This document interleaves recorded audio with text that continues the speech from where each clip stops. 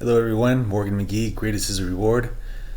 I just want to review a concept of the stages of collapse.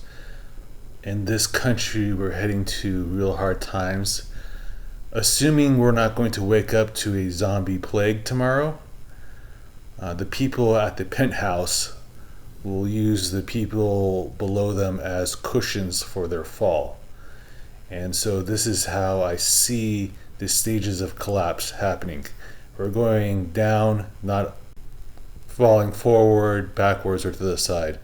We're falling like the World Trade Center, not like a oak tree that's been cut on the base of it. You just woke up, it's Sunday, all the crime has occurred about a few hours beforehand, all the criminals are sleeping. You are pumping gas at a gas station. Everyone is up, is either going to church or going to work. They're good people. They have real jobs. They have something to lose. And you're perfectly safe. So, stage 2, you're at a UFC fight night or a playoff game. You're at Buffalo Wild Wings. And it's still pretty normal, still pretty easy. Little lady's looking for a place. You tell her that she's your date for tonight. Sit her down, and you're having wings. You really have to go looking for trouble to find it at this place. It's pretty safe. That doesn't mean there's no trouble, but you have to really go out of your way to find trouble. Go ahead and carry something in your pocket, just in case you're wrong. You always want to have a Folsom multiplier. A little pocket LCP, that'll do the trick. Stage 3, you're in the bad part of town. You get sent somewhere wrong on your GPS. I wouldn't break down there. That's not ideal, but you're still pretty safe as long as you're in your car and you're still moving forward. Keep some distance between you and the car in front of you, in case you need to pull out quickly. I recommend backing into parking spots and driving out of there as soon as possible, getting to the highway. You will probably need your pocket gun and a Glock 19 style M&P 2.0 Walter PDP, something that carries 15 rounds in it though, and with an optic. We're still in normal times, but we're still being careful. We haven't hit the bad part yet. Okay, now we begin. So there's about 6 elements that go out during this time. They all don't go out at the same time. Nor is this a list of order. Okay, they could go out in different orders. Some do feed into others. We have a shortage of gas. That means the truckers can't bring the food to our grocery store. We can't go to the grocery store and pick things up. Things feed into each other. However, these are going to start happening, but these aren't the actual fall. These are just the elements that hold up societies, and once they are removed, then society starts to fall apart. This is not actually stage 4. This is the kind of glossary of the elements of society. Stage 4, and this is when bad things start to get real bad. All right, this is when we're out of the normal phase. The bad part of towns start to grow larger and larger. The good parts of town start to go bad. Police don't respond to every call, and 3-man gangs become 5-man gangs. 5-man gangs become 7-man gangs. They become to get larger in size. Still, your pocket pistol and your 15-round paper hole puncher you're going to want to hold on to those two things. You're not going to go any heavier than that at this current time, but things are looking worse. You are still going to your job if you're lucky enough to have one. Next is stage 5. Stage 5 is the bureaucracy's response to the growing turmoil that it can't control. And law takes a far back seat to order, and they will start enforcing order of every type. You'll start getting banks withholding more money and checkpoints occurring on roads. Black markets will open up. Gangs will organize. There'll be more gangs. There'll be a new thing called brotherhoods, or in the Chinese, the tongs. And these gangs will be run by older men, which will add a level of order and sophistication to these black markets. And this order will be violent, and it will be sought outside of legal means, as police will no longer look after the citizens at this point. It's much more of a holding up of the structure. This brings us to the theories about the govern. So you imagine two gangs. One gang goes into a community, robs everything it has, but next season they go to the same community, there's nothing left for them to rob or steal or pillage. Another gang goes into a community, takes just enough that they can come back the following year and take more, and come back the following year and take more.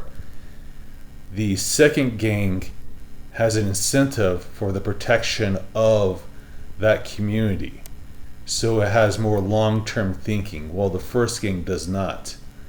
And there will be this interplay between the two during this time.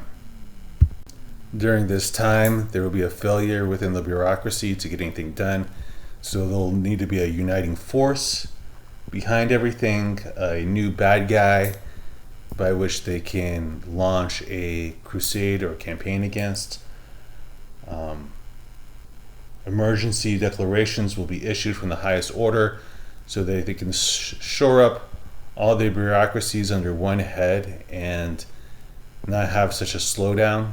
They will go overreaching over their own laws to unify the government, to streamline all the processes. The trains will run on time in this regard. Confiscation will start to occur, banking level, personal level. FDR did try to confiscate all the gold at one time.